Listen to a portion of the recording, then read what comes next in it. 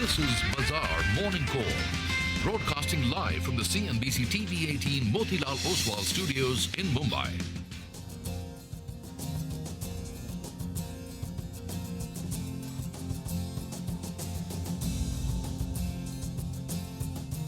Good morning. You're with us here on a fresh new edition of Bazaar Morning Call. We're coming to you live from the CNBC-TV18 Motilal Oswal studios. It's a Wednesday morning. I'm Prashant. With me, my colleagues Reema and Surabhi. Guys, hi. Good morning.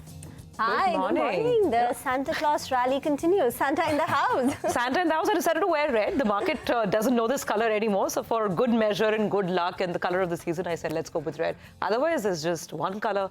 Green is the color of this holiday season, Absolutely. I think. And it's been, and by the way, overnight as well, US has done very well. So, it's a good place to pick up from. I'm not going to start where we left off yesterday because, yesterday we added another 100 points after coming out of a 3-day weekend. And this morning we're waking up to S&P 500, which is now almost at a new all-time high. The last high was made in January of 2022, and as of yesterday's close, we basically are about 0.5% away. The gain overnight was 0.5%. The Nasdaq actually did even better. There's no news flow or anything of that sort. Volumes were a little thin, but compared to say the 3-month or the 6-month average, etc., that's to be expected. But markets moved up. That's the more important point. I looked at yields, no real change, under 4%. You look at the dollar, it's come off a little bit, but again, nothing dramatic. So I'm going to skip that. The one other indicator apart from equities, which I think deserves mention, is oil. Oil prices, Brent oil prices jumped 2%, and we're now almost at $81 per barrel. Remember, markets were opening up after the Christmas holiday. So that is one. There was the US attack, US retaliation to the one-way drone attack, which put one US service member in critical condition. So there was that attack which happened on Monday, the retaliatory attack from the US, which happened on Monday. And the new thing, of course, not new, but over the last couple of days, there's a multinational naval task force, which is basically trying to bring the Red Sea, Suez Canal trade route back online after the disruption that we saw. So Maersk, for example, one of the largest shipping liners in the world, has now said, based on the support from this multinational naval task force, that they'll try to ply that route once again, the Red Sea route once again. By the way, some of the big listed shipping stocks in the US last night sold off. One large name was down almost 12% or so, but more on that later. We've got a discussion planned on this a little later in the day. But oil, I think, is the commodity that you want to focus on this morning. Now, just to look at the market here, we of course have been Teflon coated for some time, and very little has kind of impacted the up move that we've seen. Yesterday, as I said, 100 points. And with that 100-point move yesterday, the Nifty is now retraced 78.6% of the recent fall. We, by the way, did not close above it. We closed about 15-20 points short of that 78.6% level. Now, the all-time high in the Nifty, of course, is about 21,600, 21,593 to be precise. So there is that 78.6%, which is about 21,461. And then there is the 21,600 level, which is the all-time high, which should be in sights. If this momentum is to continue, and doesn't look like there's anything which perhaps will puncture it, at least not for the next couple of days. Support comes in at the 20-day moving average, which is also, by the way, moved up as compared to yesterday, which now stands at 20,913. Again, not very far away from where we are right now. For the Bank Nifty, on the way up, the high, which is 48,700, 48,701, is the level for the Nifty Bank to take out. And support for the Nifty Bank comes in at about 46,787. Which is the closest, at least on a moving average basis. Just two other points. The leader of this bull market has been public sector. The CPSE index was up 2% on Friday. It was the top gainer last week. I think it's been the last top gainer for the quarter, for the year. And yesterday there was no letting up. So the PSU space shines on. And in the one space and there is, of course, within that rotation, right? There is so much there. There are railway stocks, defense stocks, there are banks, there are, other entities there as well. So yesterday it was the turn of defense to come back and do well. Cochin Shipyard, Mazgaon, Garden Reach, BEL, etc., etc. So that's been a space which has done very well. Just a quick look at the Nifty, GIFT Nifty.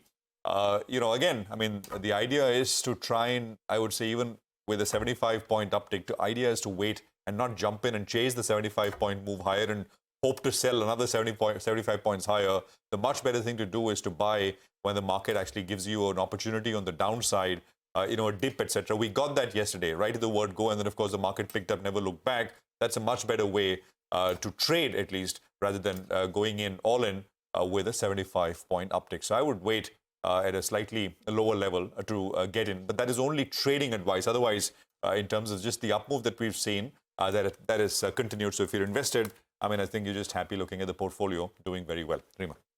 Well, looking at Asian markets, the ones that are coming back gradually, so feel good, right? But others are coming back from their extended Christmas breaks. Australia, Hong Kong's back, to the open. And we're seeing lots of green across those markets right now. Japan has been, of course, extending its gain. So Asia is a nice little green picture.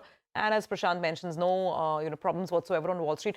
Just another point that it wasn't just a tech rally on Wall Street last night. It wasn't just the NASDAQ, but a lot of the other sectors. When most of the S&P 500 sectors are participating in the move, in the holiday rally. And that is something that the bulls are taking heart from as well.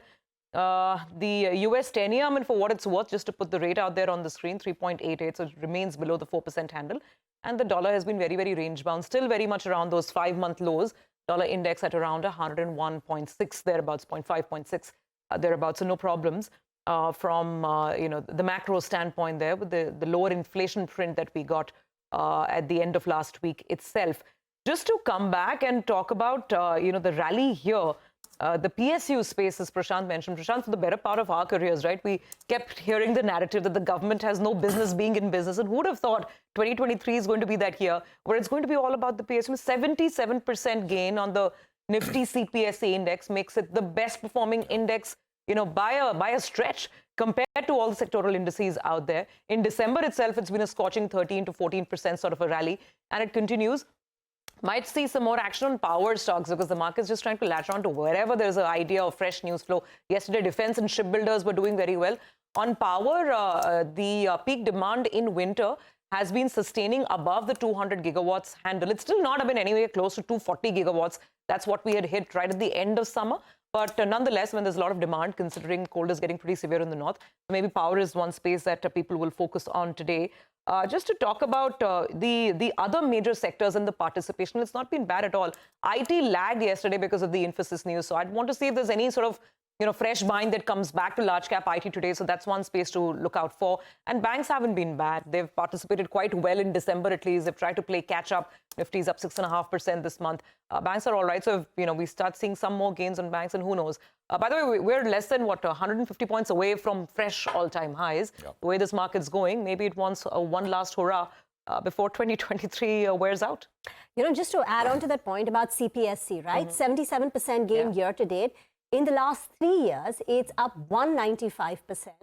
And names like BEL, we've been talking about the year-to-date gains, but just take stock of the kind of returns they've given in the last 3 years. BEL is up 375% in the last 3 years, and in the last 5 years, it's up 500%. So that's clearly been, the star, and especially since COVID, you've seen some phenomenal multi-bagger kind of returns in the CPSC index. But the other two indices which have done well, one is Realty, which is in fact the top sectoral gainer. It beats the CPSC index with a 77% rally year to date. And you've got the Auto Index also, which is, coming out of a very long period of a lull, a slowdown, and the Auto Index is up close to about 43%. Again, it's going to be a lot about the IPOs, which, come back and get listed on Dalal Street. So let me start with Mufti Brands. That's Credo Brands Marketing.